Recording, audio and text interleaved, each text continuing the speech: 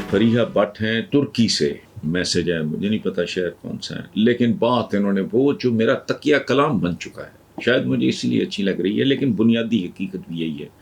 وہ کہتی ہیں جی پاکستان میں جتنا بھی اچھا حکمران آ جائے، گورننس جتنی بھی بہتر ہو، جب تک آبادی اور وسائل میں توازن پر فوکس نہیں کیا جائے گا، بہتری کا کوئی امکان نہیں۔ شاباش فریحہ، ایکسلنٹ، ماشاءاللہ۔ میں آپ کو مبارکباد پیش کرتا ہوں۔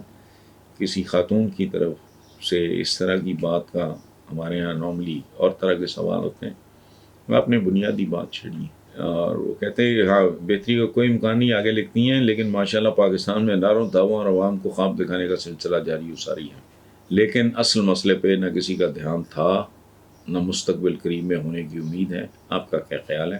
میں آپ سے 100% متفق ہوں۔ ملک بہت سے لوگوں کے پاس گر بھی پڑا، ان میں ایک مافیا بڑا مقدس مافیا بھی ہے۔ ان کو اتنی سمجھ نہیں ہے کہ یہ نمبر گیم نہیں رہ گئی، یہ تعداد کا زمانہ نہیں ہے، یہ استعداد کا زمانہ ہے۔ ایک نیوٹن، ایک آئنسٹائن دنیا کا رخ بدل دیتا ہے۔ یہ مسل کا نہیں، عقل کا دور ہے، لیکن نہیں، ان کو نہیں ہوش۔ وہ کہتے ہیں آبادی، ماشاءاللہ یہ وہ آبادی ہے جو ایک دوسرے کو کھانا شروع ہو گئی ہے۔ یہ بات میں 30 سال 32 سال پہلے جب میں نے کالم نگاری شروع کی ہے تو میں لکھا کرتا تھا کہ یہ ملک وہاں پہنچ جائے گا جہاں بندہ بندے کو کھائے گا۔ اور ایک شعر بھی ہے کسی کا، آنکھیں نہیں اپنی کبھی چہرہ نہیں اپنا، وہ بھوک ہے آزا کہیں آزا کو نہ کھا لیں۔ اب اس ملک میں یہ ہو رہا ہے، اور جو بات آپ نے کی ہے اس کے لیے اتنا خوفناک طریقے سے اس کو امپلیمنٹ ہونا چاہیے کہ جو اس طرح کی بات کرے اس کے خلاف اس کی زبان کھینچ لے، لیکن نہیں، آپ ٹھیک کہہ رہی ہیں کہ مستقبل قریب میں ہونے کی نہیں، مستقبل بعید میں بھی ہونے کی کوئی امید نہیں۔ میں بلوچستان کے بارے میں زیادہ نہیں جانتا، سوائے اس کے کہ ایک زمانے میں مرحوم یا بختیار، اللہ پاک ان کی مغفرت کریں، انہوں نے میرے پہ کو کیس کیا ہوا تھا۔ میں 2-2.5 سال وہ کیس بھگتا رہا، جاتا رہا، میں کوئٹہ جاتا تھا 1-2 دن، 1-1.5 دن رہ کے وہ اسلام آباد واپس آ جاتا۔ تو مجھے بہت زیادہ نہیں علم بنیادی، بٹ میں ایک اصول کی بات کر رہا ہوں۔ آپ نے لاجیکلی بات کی، لیکن یہ اور طرح کا، دیکھو 18 سال سے پہلے کیا بچے کو کیا نہیں لگا ہوتا جو بعد میں لگتا ہے؟ آپ کہتے بالغ نہیں، اور یہ کل کی بات ہے انگلینڈ میں جو جمہوریت کی موجد ماں ہے۔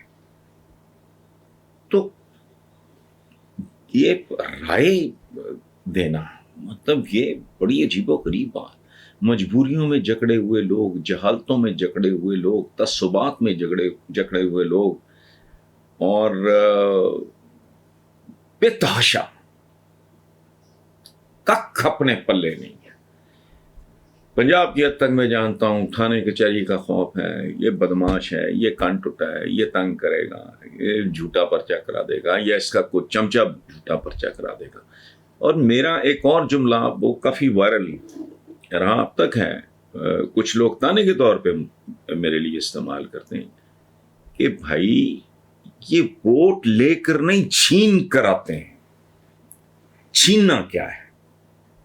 ایک تو یہ نا گن پوائنٹ پہ رازن ہے، کوئی ڈاکو ہے، اسلحے کے زور پہ اس نے لوٹنے کے ہزارہا طریقے ہیں۔ پاکستان میں فائنانس کمپنیوں سے لے کے جو ڈبل شاہ تھا جو ہمارے گجرات کا، اس طرح کے کئی فراڈ ہیں۔ تاج کمپنی کتنی نامور کمپنی تھی، قرآن پاک کی اشاعت ان کا کام تھا، لوگوں کے پیسے کھا گئے۔ جعلی ہاؤسنگ اسکیمیں بنتی ہیں، ان کے نام پہ کھا جاتی ہیں۔ رشوت کیا ہے؟ یہ گن پوائنٹ ہی ہوتا ہے نا، وہ بھی مجبوری ہے، تیرا کام لٹکائیں گے، نہیں کریں گے۔ کسٹم میں کتنی بے غیرتوں والی اصطلاح استعمال ہوتی ہے حرام کے لیے۔ سپیڈ منی، ایک آدمی کا کنٹینر آیا، اس کو ڈیلے کری جاؤ، کہتا ہے اس کتے کو ہڈی ڈالو، کنٹینر چھڑاؤ۔ ایک اس طرح کا ملک جس میں نہ کوئی ایجوکیشن ہے، تعصبات اپنی آخری انتہا پہ ہیں، جذباتی لوگ ہیں، اور خوف کی فضا ہے، حرام کی فضا ہے۔ بھوک ننگ کی فضا، اس میں کیا جمہوریت اور کیا نا جمہوریت. میں تو اس کو بہت پڑھا. اس کے لیے انگریزی میں ایک لفظ استعمال ہوتا ہے شیم ڈیموکریسی. جیسے پاکستان کے ایک دانشور نے ایک زمانے میں شیم ڈیموکریسی لکھا تھا، تو میں نے اس زمانے میں جنگ کے لیے لکھتا تھا، تو میں نے کہا یہ شیم ہے، شیم نہیں ہے. تو بہرحال شیم ڈیموکریسی، فراڈ.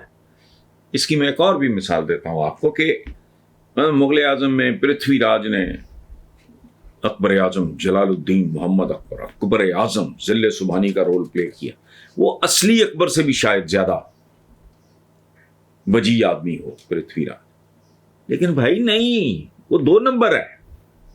شہزادہ سلیم کا کیریکٹر کیا اس میں دلیپ کمار صاحب نے، امر کر دیا، کمال کر دیا. لیکن بھائی وہ یوسف خان تھے جن کا فلمی نام دلیپ کمار تھا، اور فلم میں وہ شہزادہ سلیم بنے ہوئے. تو اس پہلے تو غور سے کبھی انگلینڈ کی تاریخ ہی پڑھ لیں پلیز. یہ ڈیموکریسی اور یہ ویسٹرن ڈیموکریسی ہمارا اس سے کوئی لینا دینا نہیں ہے. تو ملک کبھی ایک اور بات میں آپ کو بتاؤں، شیر خار بچے کو ابھی 2 مہینے 4 مہینے کا، اس کو آپ کوبے بیف یا تلور کھلا دیں تو پھڑک جائے گا بیچارہ.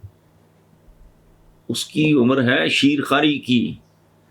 قومیں بھی اسی طرح ہوتی ہیں، جیسے کہ بچہ پیدا ہوتا ہے قوم پیدا ہوتی ہے، قوم جنم لیتی ہے. ہمارا جنم آج سے حضور کی آمد کے بعد ہمارا جنم ہوا، آج سے 1450 1500 سال جتنا بھی ہے، تو کچھ بھی نہیں ہے. تو اچھا اربوں سال کی جہاں کی تاریخ ہو، تو وہاں اس قومیں جب جنم لیتی ہیں تو پہلے وہ پنگھوڑے میں ہوتی ہیں.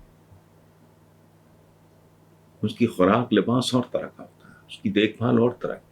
پھر بتدریج چھوٹی عمر، لڑکپن، یہ وہ، پھر ٹین ایج کے بعد پھر 20s 30s 40s جوانی کا پھر ڈھلان شروع ہوتی ہے. اور یہ اس کے ساتھ ساتھ ان کے مزاج بدلتے ہیں. مثلا ان کو بندہ جو گوشت کے علاوہ کوئی چیز پسند نہیں کرتا، وہ بھی اگر اس کو عقل ہوگی تھوڑی سی 60-70 پہ جا کے گوشت کی کوانٹٹی ریسٹرکٹ کر دے گا، کم کر دے گا. سو ہر چیز ہر ایک کے لیے نہیں ہوتی. ہم بحیثیت قوم آج بھی پنگھوڑے میں ہیں، پنگھوڑے سے نہیں نکلے. رالیں ٹپک رہی ہیں، رو رہے ہیں.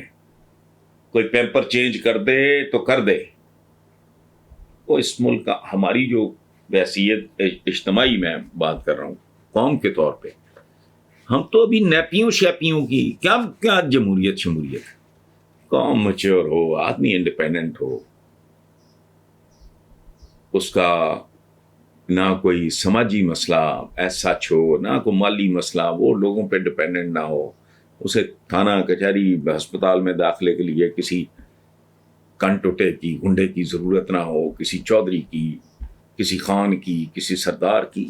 وہ تو جمہوریت ہے. یہ کیا ہے جو مرضی کرنے، لیکن اصولاً بات آپ کی ٹھیک ہے.